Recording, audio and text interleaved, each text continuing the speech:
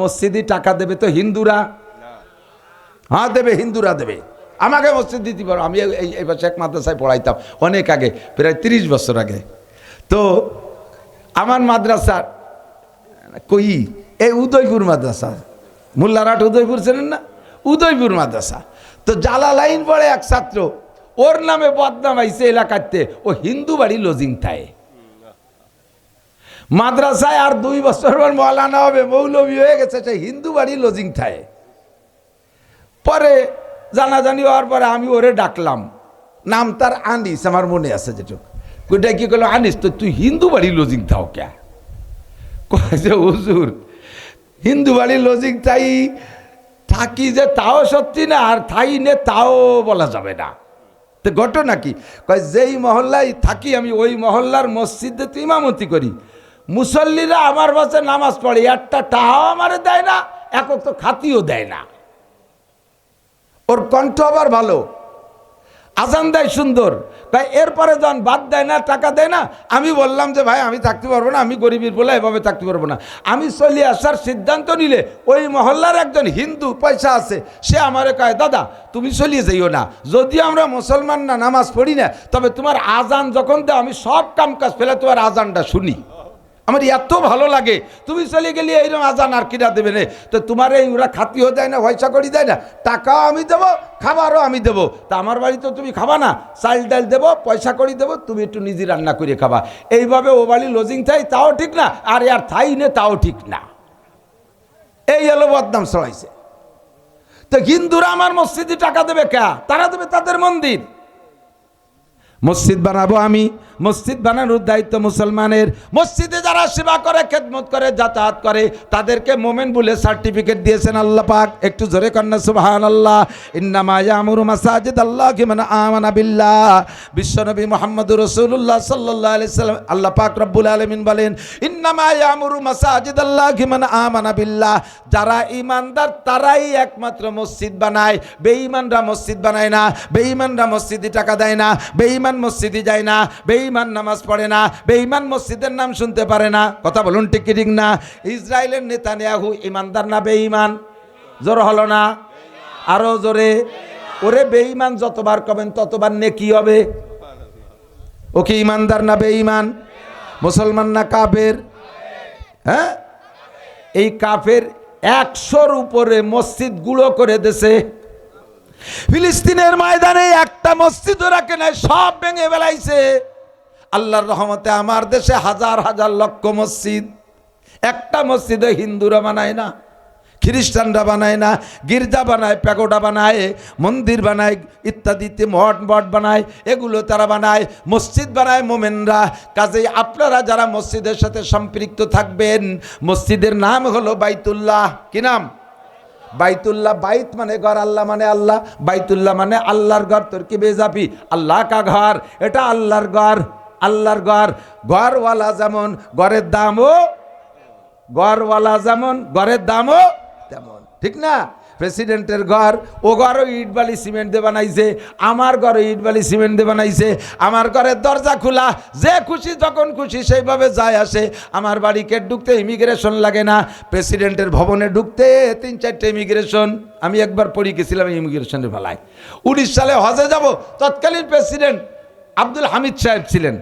তো আমাদের হাজিদেরকে রাতের নৈশ ভোজের দাওয়াত দিয়েছে আব্দুল হামিদ সাহেবের বাসায়, ওনার সরকারি বাসভবনে।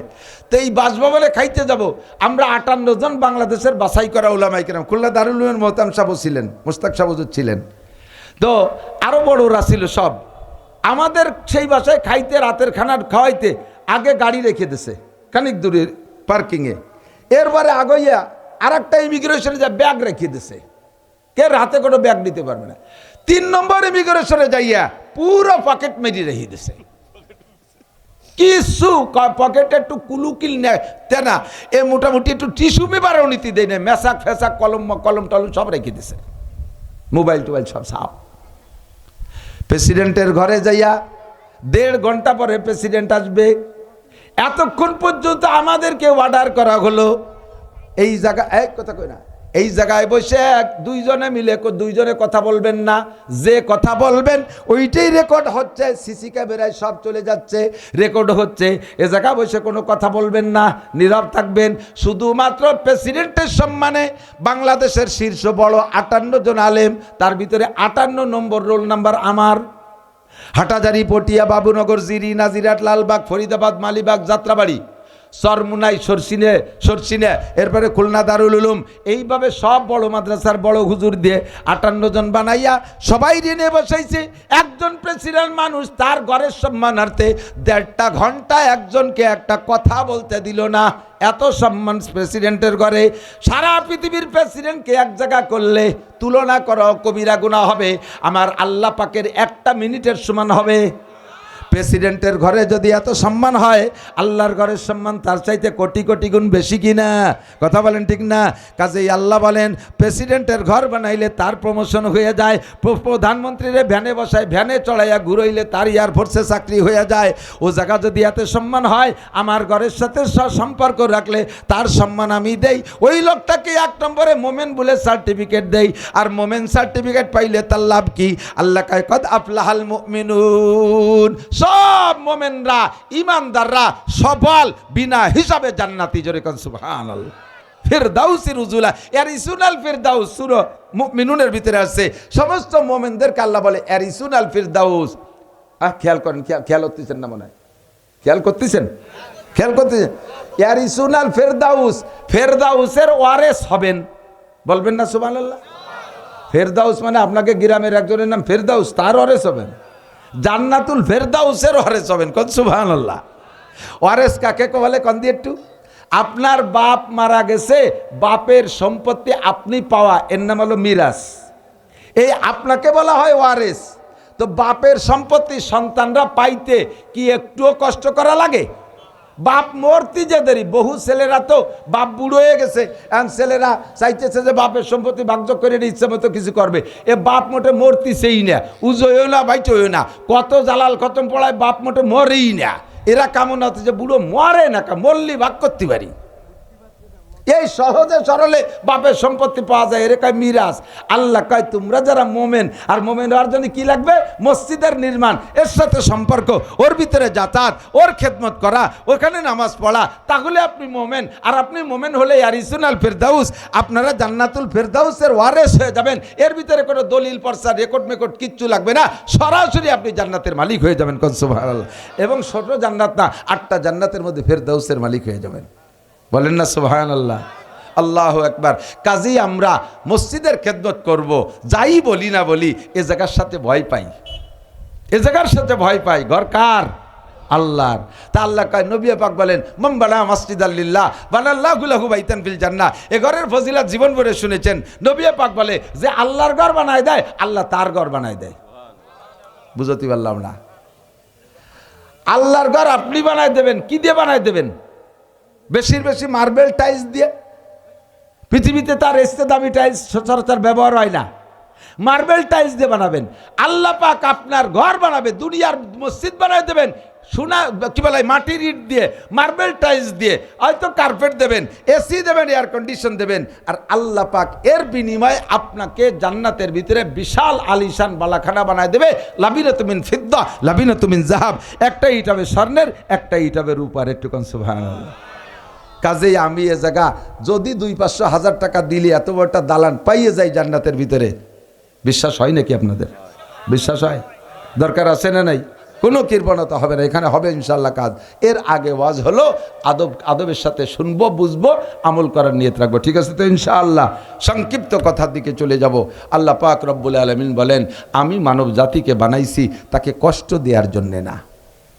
বালা মুসিবত, আপদ বিপদ, কলেরা, বসন্ত, করোনা, মরুনা, ডায়াবেটিস, স্ট্রোক, এই সমস্ত মারাত্মক রোগ দিয়ে দীর্ঘদিন ঘরে ফেলাইয়া প্যারালাইজ। খেয়াল এদিক আলোচনার দিকে চলে আসছে। যা ওয়াজ করবে এতক্ষণ পর্যন্ত হলো গুছানোর জন্য কইছি। কারণ আমাদের হযরত মাওলানা মুফতি হুসাইন আহমদ সাহেবের সামনের লোক কম, ওনার মন খারাপ। উনি আমারে বলতেছে আপনার মাহফিলের পিছনে যে কয়জন ঘরে, আজকে সামনেও সে কয়জন না। আমি একটু মন খারাপ করি না। আমি জানি কাম্বিন ফিয়াতিন কালিলাতিন গোলাবাত ফিয়াতান কাসিরাতাম বিইজনিল্লাহ, মেলা লোকের দরকার নাই, অনেক সময় অল্প কয়জনও অনেক লোকের উপরে বিজয় লাভ করে, প্রমাণ আছে না নাই? ঠিক না? বাকি আরো সুবিধা কি, যদি লোক কম হয় তাহলে শ্রোতাকে সুবিধা হয়। ক্লাসের মতো সামনে নিয়ে বসছি, একটা করে খুঁটিয়ে খুঁটিয়ে কার কি প্রয়োজন আমি একটা করে কব। আমি এক টাঙ্কি পানি নিয়ে আইছি, ছাদের উপরে টাঙ্কিতে 1000 লিটার পানি ঢুই না? একটা ছাদে যদি 1000 লিটার পানি ঢুকানো একটা টাঙ্কির ভিতরে, ওই পানি যদি একজনে ব্যবহার করে, ব্যবহারকারী কয়জন, তাহলে এই একজনে কত লিটার পানি পাবে? 1000 লিটারই পাবে না। যদি দুইজনে এবার ভাগেরটা বেরিয়ে যায় 500 লিটার, যদি 100 জনে নেয় 10 লিটার, যদি 1000 জনে ওই পানি নেয় 1 লিটার। যত ভাগ বাড়বে তত পরিমাণে কমতি থাকবে, ঠিক না? আমরা বক্তারা এক টাঙ্কি ওয়াজ নিয়ে আইছি, যদি শ্রোতা কম হয় তাহলে বেশি বলেন আপনারা, যত বাড়িয়ে যাবে ভাগ হতে থাকবে, টুকরো টুকরো হয়ে যাবে,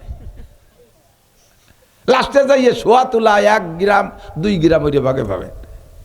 এই জন্য আপনাদের মন খারাপের দরকার নেই, এক টাঙ্কি আনছি আমরা এই কজনে ভাগ করে নিয়ে যাব, বলেন আমিন। আল্লাহ কবুল করুক।